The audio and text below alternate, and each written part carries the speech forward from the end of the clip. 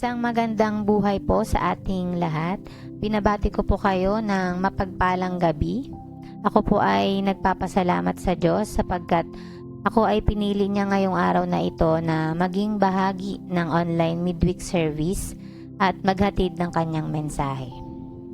Ang mensahe po ng ating Diyos sa araw na ito ay matatagpuan sa Romans 9 verse 1 to 5. Ito po ang sinasabi. Sa ngalan ni Kristo, ako'y nagsasabi ng totoo, hindi ako nagsisinungaling. Ang aking budhi ay nagpapatunay na totoo ang sinasabi ko at saksi ko ang Espiritu Santo.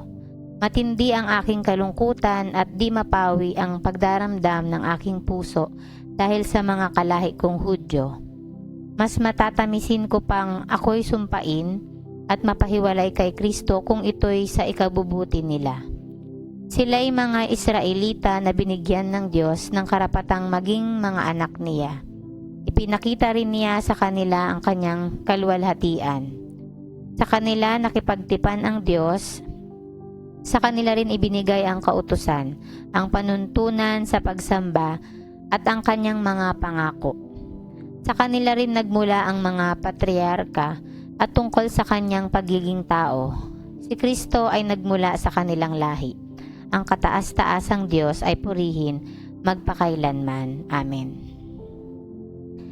Ang mensahe ng Roma ay nagpapaalala sa atin na ang tunay na pagmamahal ay hindi lamang ipinapakita sa salita kundi sa taos-pusong malasakit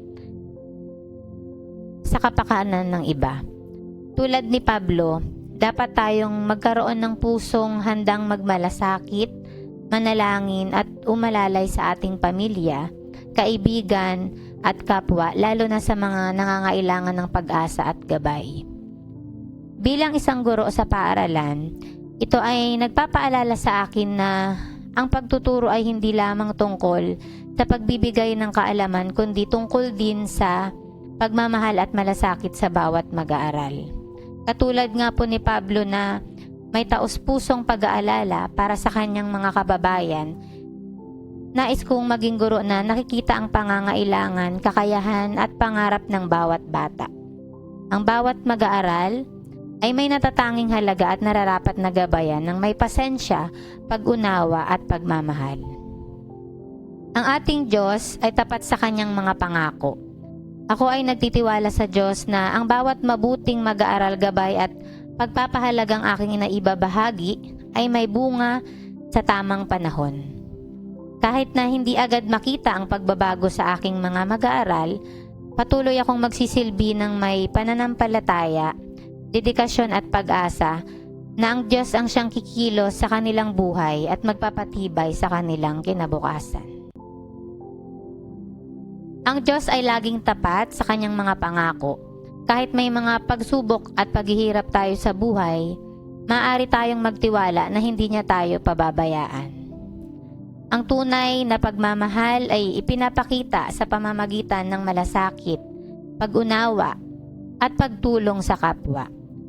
Sa pang-araw-araw na buhay, madalas na tayo ay abala sa ating mga sarili nating mga pangangailangan, kaya nakakalimutan nating damayan ang iba. Tulad ni Pablo, dapat tayong matutong magmahal ng tapat at maging handang tumulong sa mga nangangailangan. Minsan, mas madaling isipin ang sarili nating pangangailangan, ngunit tinatawag tayo ng Diyos na maging instrumento ng kanyang pag-ibig sa ating pamilya, mga kaibigan at kapwa. Ang mga biyayang tinatanggap natin mula sa Diyos ay hindi dapat ipagwalang bahala. Sa halip, dapat natin itong pahalagahan at gamitin upang maging pagpapala sa iba. Ang Diyos ay laging tapat sa kanyang mga pangako. Kahit na dumaan tayo sa mga pagsubok, hindi tayo dapat mawalan ng pag-asa dahil ang Diyos ay may mabuting layunin sa ating buhay. Ang ating pananampalataya sa Kanya ang nagbibigay sa atin ng lakas upang magpatuloy at mamuhay ng may pagmamahal, kabutihan at pagtitiwala sa Kanyang kalooban. Ang pagdating ni Hesukristo ay patunay ng katapatan at pagmamahal ng Diyos sa sangkatauhan. Tayo po ay manalangin.